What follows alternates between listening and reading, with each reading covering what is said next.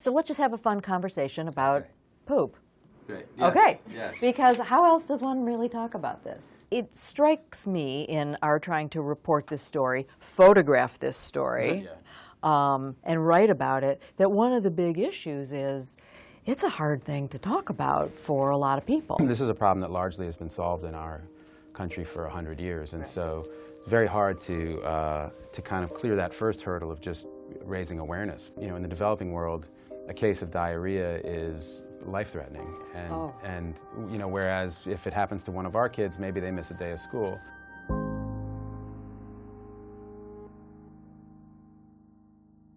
So the world is full of all of these great causes, important causes. Why this issue? I think for me, as I started to look at issues of extreme poverty and wanted to get involved, water and sanitation it was like it undergirded everything. It was just so massive, and I didn't hear anybody talking about it. And then as I learned about it, it's just endlessly fascinating and vastly complex. And there's no kind of one silver bullet that's going to fix it. And so what happens a lot of times is we'll start with a water loan. They're fronted the money because they're already paying for water on a daily basis. They're paying to use a public bathroom, right? They're paying every day to do that. And so if you loan them the money, it actually works out to be about the same thing that they're paying. And then within a couple years, they're free and clear, and they've got water in their house, and they've got a latrine. So you talked about when you go to India and you hear these people and their stories are moving. What kind of stories are they telling you? This was probably 5 years ago, but this was in Haiti. We had helped bring water to this village that hadn't had it, and this young 13-year-old was no longer going to have to scavenge for water and go on these water collections. And she was putting in 3 to 4 hours a day. I said, what are you going to do with all this extra time? You're going to have more time for homework. And she looked at me like, she goes, I don't need more time for homework. I'm the smartest kid in my class.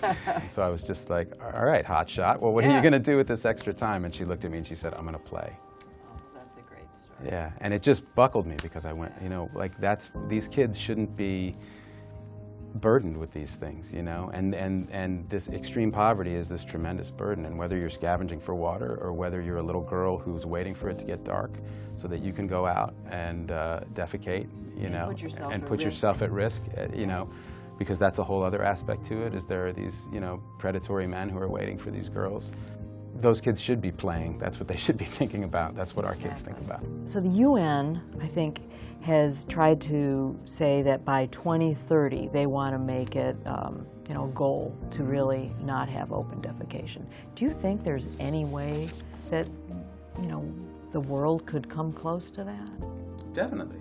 By 2030. That's only 13 years. I know, but I think it's happening so rapidly. And, I mean, in the last 2.5 decades, 2.5 billion people have been lifted out of poverty. So we're really trending in the right direction, and we'll continue to do so. And then in terms of engaging, there are all levels of engagement, whether it's, you know, donating, or, you know, you can go to water.org, and there are multiple ways you can donate and help.